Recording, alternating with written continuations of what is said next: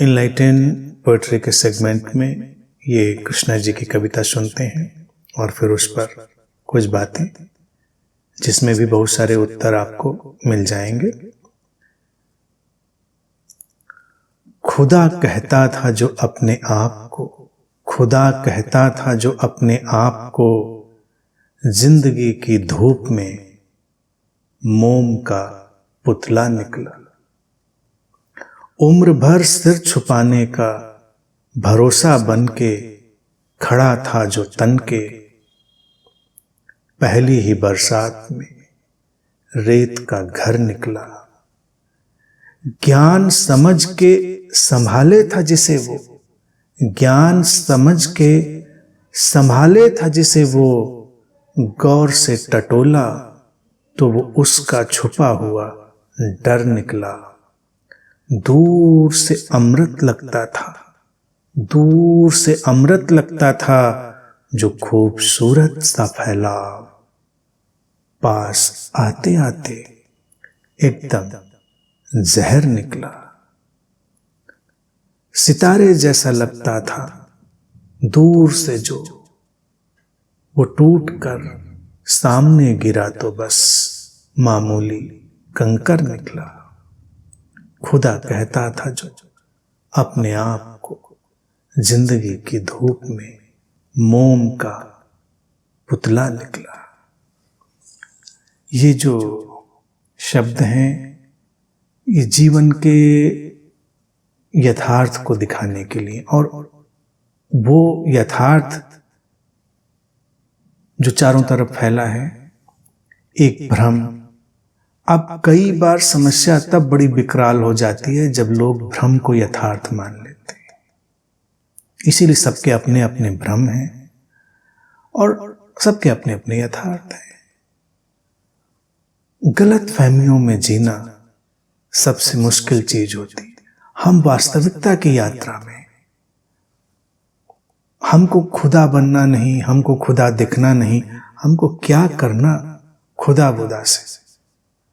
लोग मोहब्बत में किसी के पड़ जाएं तो बस फिर वही गाने वाले बजने लगते हैं ना कानों में लोगों के, कि तुझ में रब दिखता है, खुदा दिखता है और पता नहीं क्या क्या दिखता है। और ये मोहब्बतें जो हम अपने अंदर पालते हैं ये स्विच ऑन ऑफ होने की तरह होती है। अचानक स्विच ऑफ होता है, पता चलता तो कुछ और था। लेकिन जीवन की धूप में निकलना चाहिए, और जब जीवन की धूप में निकलते हैं तो बहुत सारे जो मोम के पुतले होते हैं पिघलते हैं। हमने स्वयं भी अपनी अगर एक छवि बना ली है तो जीवन की धूप ही उसे एक दिन पिघला देगी।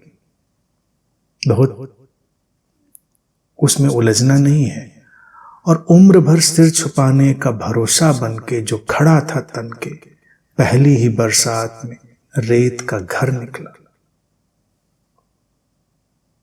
हम जिन चीजों को अपनी सुरक्षा मानते, हम जिन संसाधनों को, जिन धारणाओं को, जिन लोगों को, जिन विचारों को मानते हैं कि ये हमारी रक्षा करेंगे, वो तब तक ही लगता है जब तक बरसात ना हुई हो। बरसात होती है तो सब रेत के घर की तरह, घरौंदे की तरह ढह जाते हैं।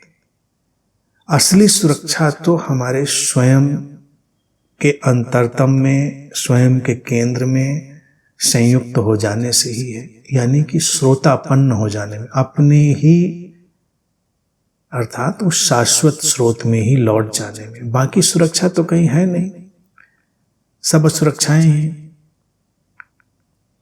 ज्ञान समझ के संभाला था जिसे वो, ज्ञान समझ के संभाले था जिसे वो, गौर से टटोला तो वो उसका छुपा हुआ डर निकला। बहुत सारा ज्ञान ऐसे ही है। जब ज्ञानी कुछ बहुत ज्यादा मूर्धन्य ज्ञानी हो जाए, ऑल द टाइम ज्ञानी हो जाए, तो समझ लेना कि छुपा हुआ कोई डर होगा। गौर से टटोलिए। कई लोग अपने भीतर इतने डरे हुए होते हैं कि उनको एक ही शेल्टर नजर आता है कि या तो बड़े नेता बन जाएं, तो उनके आगे पीछे भीड़ चले, या फिर वो गुरु बन जाए, ज्ञानी बन जाए, तब उनके पीछे शिष्य चले, भीड़ चले, जो उनकी पूंछ खड़ी आंखें लाल करती रहे।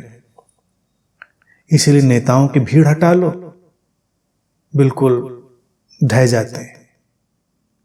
गुरुओं के पीछे से उनके शिष्य हटा लो, वो बेचारे मायूस से कहीं पड़े रहते हैं। क्यों?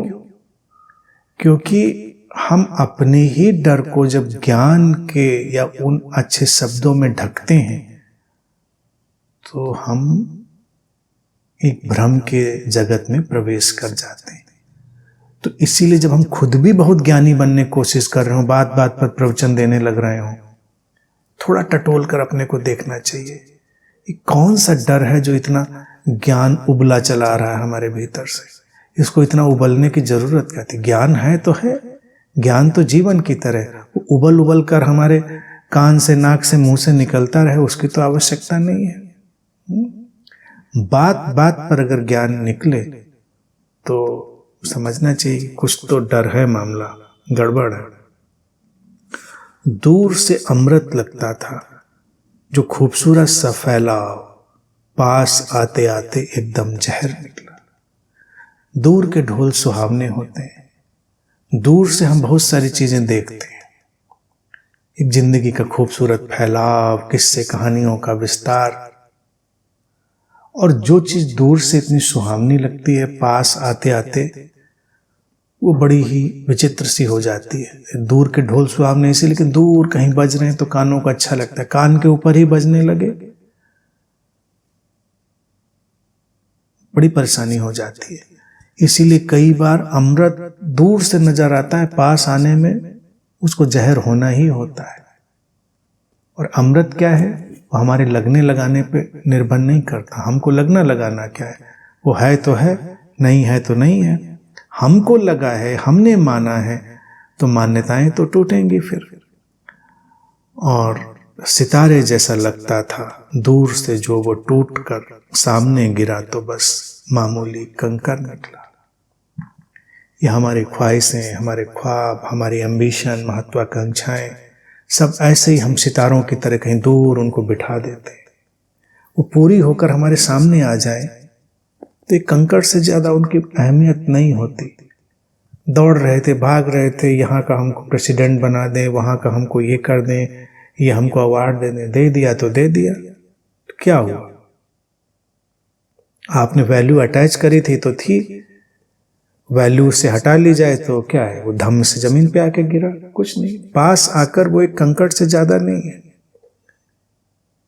सितारे इसीलिए दूरी अच्छे लगते हैं, चाहे वो आसमान के सितारे हों, चाहे वो राजनीति के सितारे हों, फिल्म के सितारे हों, जीवन के सितारे हों। अब तो पागलपन थोड़ा कम हो गया है। पहले लोग फिल्मी सितारे इसीलिए उनको कहते हैं ना कि दूर से अच्छे लगते हैं, उनको भी देखने जुटे रहते थे। 24 घंटे उनको देख लो तो लगेगा अच्छा ये आदमी है, तो नशा उतर गया। तो सामने वो एक जो वास्तविकता है वो एक मरीचिका है, जिंदगी की रेत में दूर पानी का एहसास। पास जाते हैं तो मरीचिका है, उत्तप्त गर्म रेत, पानी नहीं। तो कहने का तात्पर्य इन सारे शब्दों में यही है कि जीवन की वास्तविकता से जुड़ना है, जीवन के यथार्थ में जुड़ना है। कल्पनाओं, किस्सों, कहानियों, उनमें नहीं जुड़ना है। वो सब हमारे लिए एक अलग तस्वीर बनाएंगे, और जो भी तस्वीर होगी वो हमारे जीवन में अलग किस्म के भ्रम के द्वीप बना देगी। और एक ही वास्तविकता है, स्वयं से स्वयं तक। बस हम स्वयं में ही इतने परिपूर्ण हैं। सारी आध्यात्मिक यात्रा इसी बात को जानने की है कि और अतिरिक्त न खुदा होने की जरूरत, न बुद्ध होने की जरूरत, न सितारा होने की जरूरत, किसी चीज की जरूरत।